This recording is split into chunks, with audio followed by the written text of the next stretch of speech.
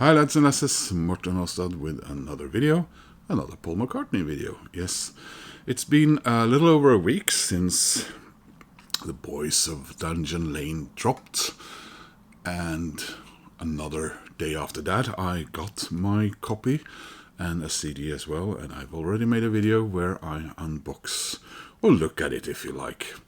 But I had initially ordered a copy from Paul McCartney's website, but I could clearly see that that would not arrive in time, and on Monday I had to leave for a place I'm staying a week, almost a week. I go home for the weekends for a month, and the record arrived to be picked up basically the day after I left. So I got back to Oslo on Friday, and I went up to the random place they decided I could pick up my mail, and this time here in Oslo, and I picked up this one, and I thought I would look at this copy of it. I hope this will be, I will, contain myself and not buy several more copies.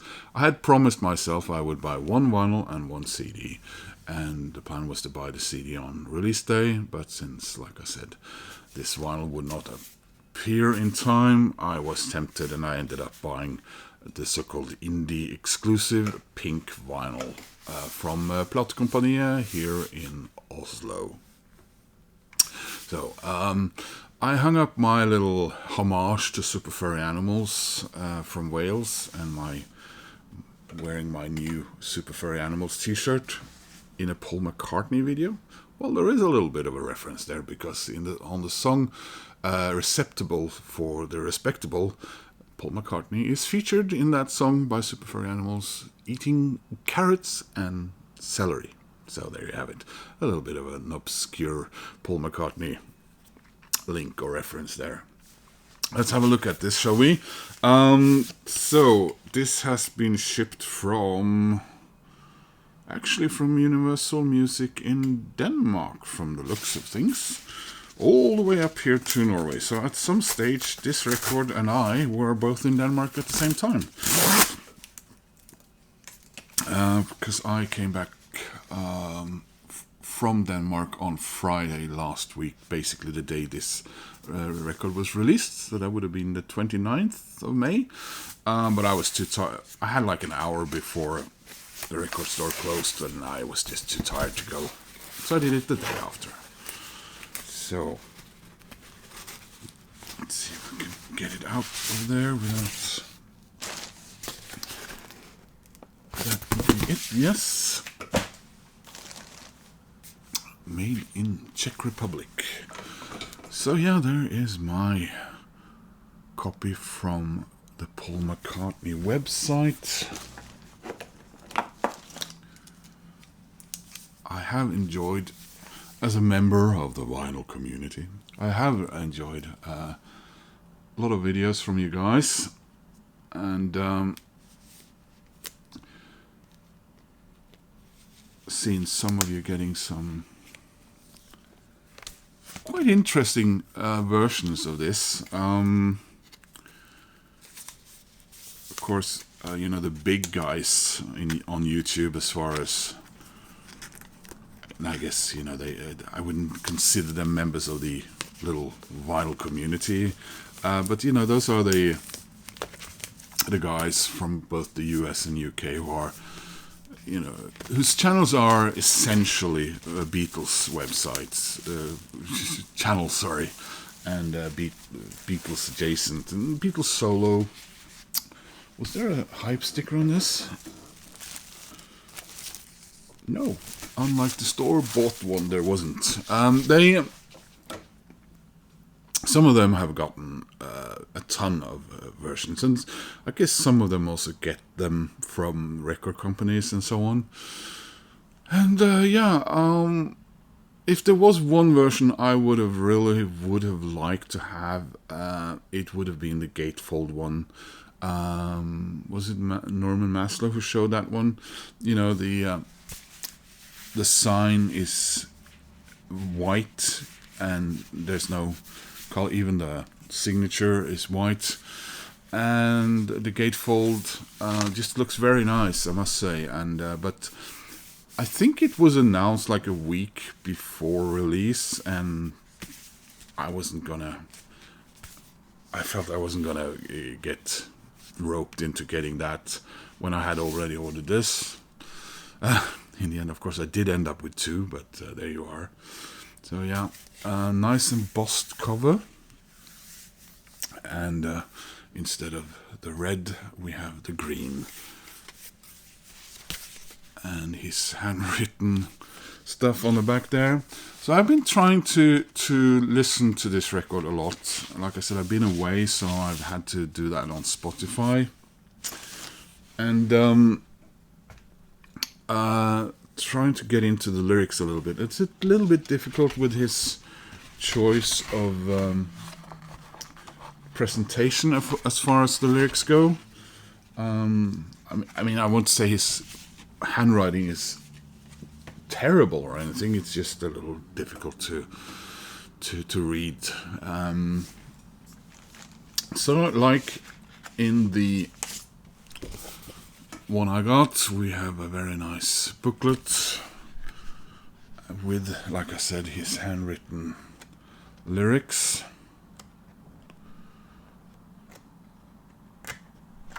And it is the same. The inner sleeve mirrors the vinyl within. So we have a green tint on this with all the very nice photo collage of days past, and the vinyl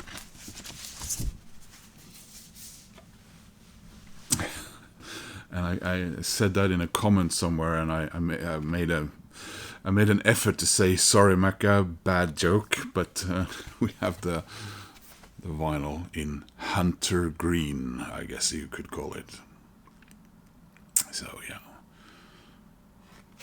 a very pleasant color, I must say, for this vinyl. And there's this one little bonus with this having come from his actual website store, and that is this card.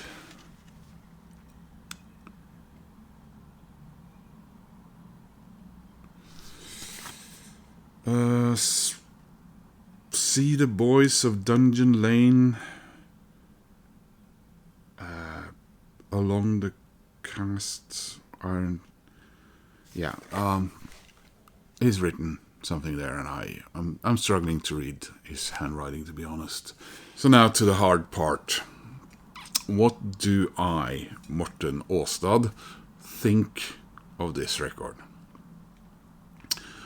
And for those who may have just gotten, clicked play on this video and don't know me at all, I have collected records more or less my entire life, at least since I was about 6 years old. I have much older half-brothers who got me into rock music, and I am now 55 years old, and I have been listening to Paul McCartney since about 1982. My father, who was very much my senior, he was almost 50 years older than me, was not happy about the music that I listened to. I love Rolling Stones, and he did not. So at some stage, he was trying to get me to listen to, in his ears anyway, more pleasant music. Not that this was his music, but he was not gonna force me to listen to big band jazz and whatever was the music of his choice from growing up during the German occupation of Norway. So he got me a couple of records. I remember he got me a Beatles record, which then didn't really resonate much with me. It was the one from Capitol Records, which was a compilation of songs from Beatles movies. And he got me a Paul Simon record, which I really did like. And he got me a Paul McCartney album. He got me Tug of War. He said, try listening to this instead of those terrible hoo hoo hoo hoo Rolling Stones. Oh, he couldn't stand them. And I I kept loving Rolling Stones, but I did really like the Paul McCartney album, Tug of War. And I have been a big fan of Paul McCartney, and he is my favorite solo artist. So it's, Rolling Stones for band and Paul McCartney for solo. In a tight competition with Neil Finn, who I know Paul McCartney also said he had kind of admires. And sometimes I wish Paul McCartney and Neil Finn would have gotten together and made music together, but then again, they're fairly strong-headed people, so I'm not sure that would have worked out so well.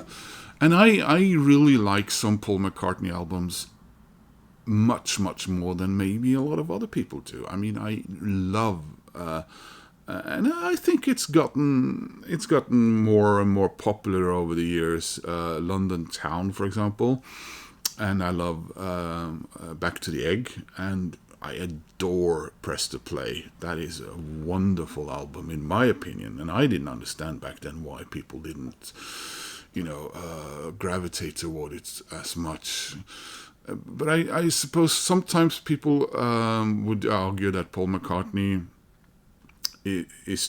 plays it too safe. But then when he does experiment, he gets the opposite reaction, I think, sometimes. So my favorite Paul McCartney album, by the way, is the one that was released not that many weeks away from when I was released, which is Ram, Paul and Linda McCartney's Ram. That is a wonderful album, and I agree with Norman Maslov. Wings Wildlife is, a damn classic in my ears. So there you go. So this Paul McCartney album then arrives, and I don't know if McCartney 3 really has matured in a good way with me. I haven't returned to it as much as, for example, Egypt Station, with my opinions about Egypt Stations. I'll leave that for now. But of course I love Paul so much, and his music and what he's given and done for us. So my initial reaction to this album was one of relief. I sat down and listened to it straight through. I had only stumbled across his first single, sort of because I felt I had to listen to it, either because I was watching something where it was featured.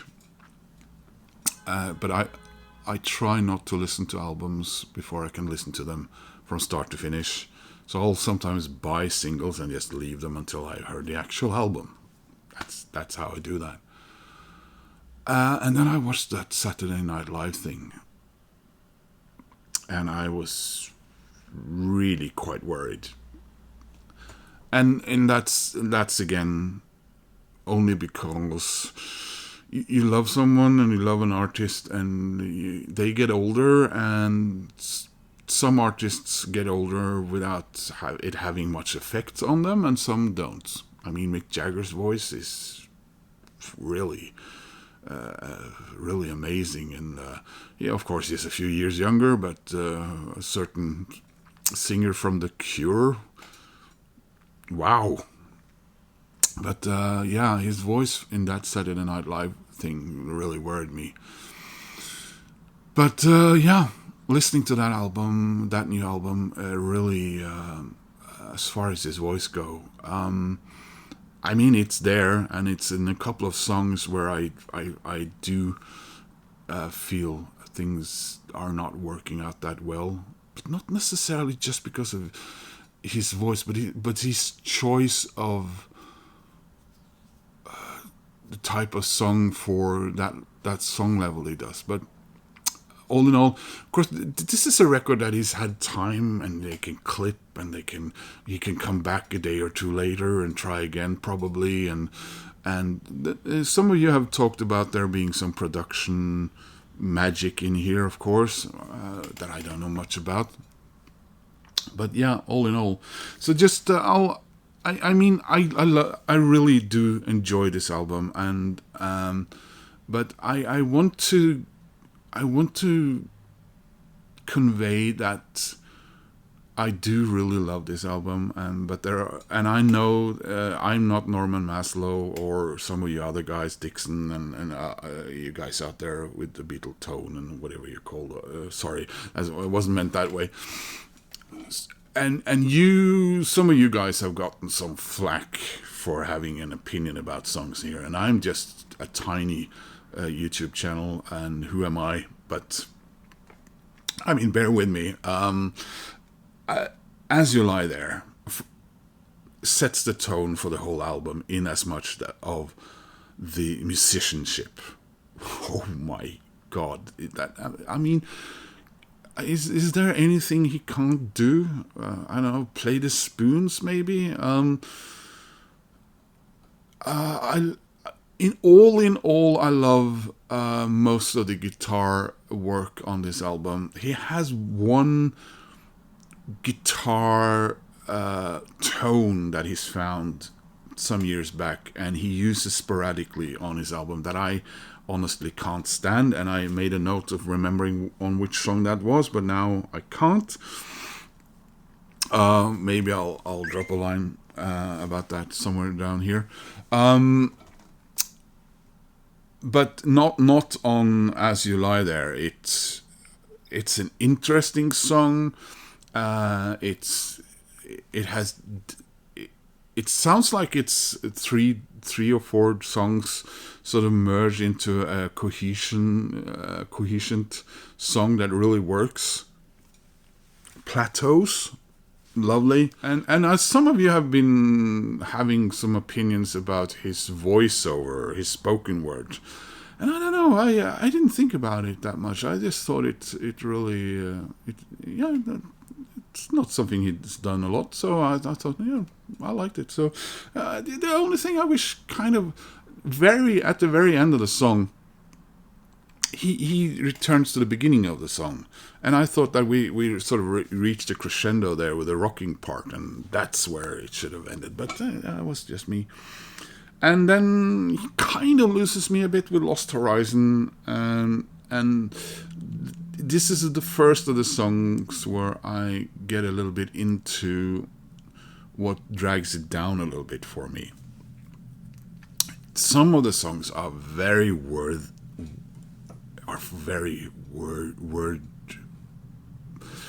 Oh, what's what I'm trying to say? There's a lot of wordage, as Ben Rankins would say. He stuffs some of the songs with a lot of storytelling, and I feel that in a couple of the songs this works against the song, in whether or not there is a song there. Again, the musicianship, great, but there's some songs where it goes la la la la la la la la la la la la la la la. Yeah, you have a lot to tell us, and I appreciate it, but I feel Lost Horizon kind of. It's a fine song, and it's worse on one of the songs later. Days We Left Behind is beautiful, and it's very touching, but it does trigger a question in me. Some of you have been talking about his vulnerability on this album. And Paul McCartney's vulnerability has always been an odd thing to me, because he doesn't really share his vulnerability with us that much, I feel. His vulnerability mostly comes through with his failures in life. I have felt with, no, I won't return to London town because I have those experiences that happened after that. No, I won't return back to the Egg because you guys didn't like it, and now I don't like it. No, Press to Play was a failure to me. So his vulnerability seems to be that he doesn't like albums, and he will tell us. And I sometimes feel that he and some other artists, they don't stand by their products if they decide it's a failure, or they later on decide that they don't like it. And I as a fan, and I feel that we who love those albums or those songs are sometimes told by Paul that, no, you're not supposed to because I don't. That's where I feel sometimes that has been his vulnerability. But now suddenly there's this vulnerability about him looking back at, his old age and everything. And I felt so much for him basically over the years, where I think he didn't give us or himself the time to be vulnerable, like after Linda passed away.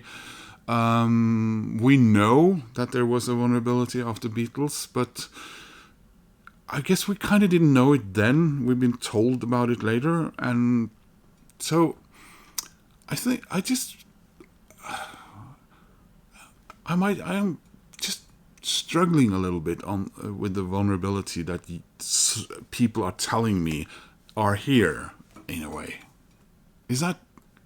That's what was my big takeaway, that I wanted to sort of talk about in this, and I worried about, because I feel that it's going to be misunderstood. And yeah. Then we have Ripples in a Pond, which I think was a very strong song, again with this musicianship, the lyrics, and Mountaintop again, some lovely moments there. And then comes my least favorite song of the album, Down South. And we're coming back to that. Yes, you are going to tell us a story about you and some of your friends, and you're going to tell us about George, and you're going to tell us about your brother and mother in songs. And I love that. But I don't hear a song here, I think. I just hear it feels like a guy sitting with an acoustic guitar, sort of sitting there. I'm gonna make up a song about what we're doing right now, guys, even though it's late in the evening and you might not be up to me singing. But also you guys know perfectly well what we did today, but I'm gonna make a song about it anyway. That's the words and words, and I just do not like Down South, guys. We too, yeah, it's the one song that made me think the most about my dear older brother, and who I'm very fond of, and that helped me feel warm inside with We Too. Come Inside, a very effective, good song. Never Know. I don't think I really. I don't feel I remember that song that well. I went back and listened to it a couple of times, but it didn't. There was nothing wrong with it. I just never know. Then we have Home to Us, which is the duet with Ringo Starr. It's a fine little ditty song. I think it's difficult. The song has a difficult task to live up to the fact that it's the first duet between Paul McCartney and Ringo Starr. And if we could sort of look beyond that and take it for what it is, I think the song would, for me anyway, would maybe suffer less. It suffers a little bit from that expectation, I think. Oh yeah, and another lovely song here, "Life Can Be Hard," really resonated with me. Again, what a drummer! I forgot to say what a drummer Paul is. I kept listening to the drumming a lot, and it was like, wow, Paul, you're hitting the skins there. I really like that. First Star of the Night. Here's some of the good lyrics in my books, really. And Salesman Saint, again, that was another song that sort of resonated with me, and the backstory there. I like that.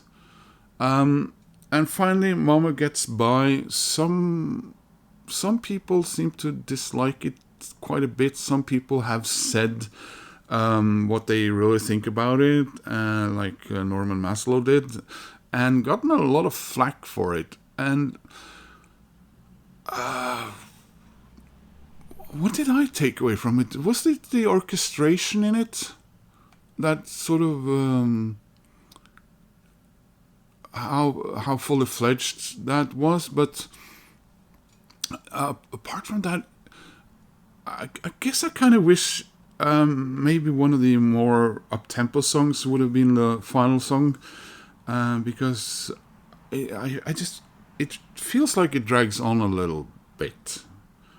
And it's a long album for a single LP, at least. I mean, 47 minutes. That's quite a bit, and 14 songs. But then again, a couple of them are fairly short. Like the one that I really like, "Ripples in a Pond," 2 minutes 40. Down South, luckily, sorry guys, only 2 minutes 23. So Mama Gets By with over 4 minutes. Yeah, I don't see. Maybe I have heard some strong opinions about it, and some high praise of it, and I didn't think it was that. I didn't understand what the problem was, I suppose, that some people had with it. But then again, it didn't take me to any big highs. But again, I absolutely love the musicianship on this record. And I, like Norman and a couple of you guys said, I wish that I wish in the book here, where we had all the handwritten stuff, if we could have had a little bit of writing underneath each song about who does what. That would have been interesting. I know it's mostly Paul, but in some parts it's the producer, and Ringo's doing a little bit thing there. His wife does. It was a voiceover, wasn't it? A small voiceover, yeah. I must say, again, I was relieved by this album. I thought it was, the musicianship was very good. I haven't really had the opportunity to listen to it as loud as I would have liked. So the production that some of you have been talking about, I don't really have that much of an opinion about it. Less so than on the Rolling Stones album. I know he's a little bit of a controversial producer, and he did kind of overdo things, I felt, on the Pearl Jam album. But I never been good at talking about production. So I'll just leave it at that. But I would say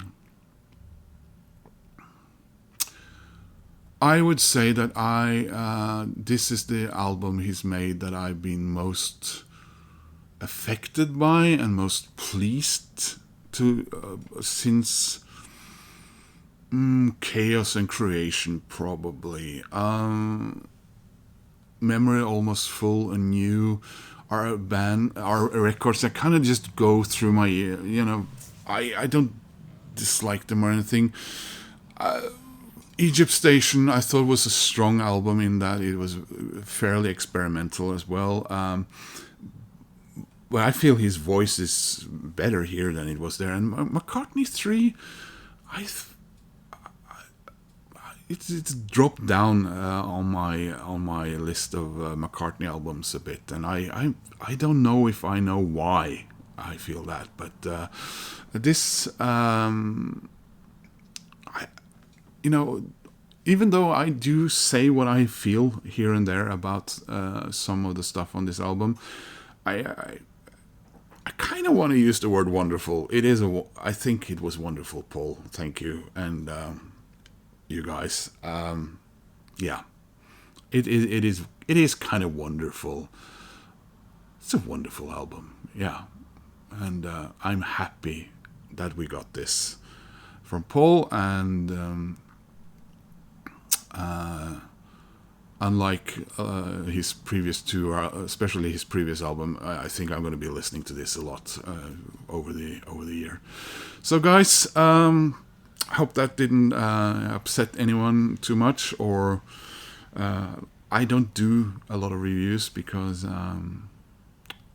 I find them difficult, and the responses I get sometimes I feel difficult, so I usually avoid them. But this is such a big artist in my life, and I just wanted to try and convey what I thought about it.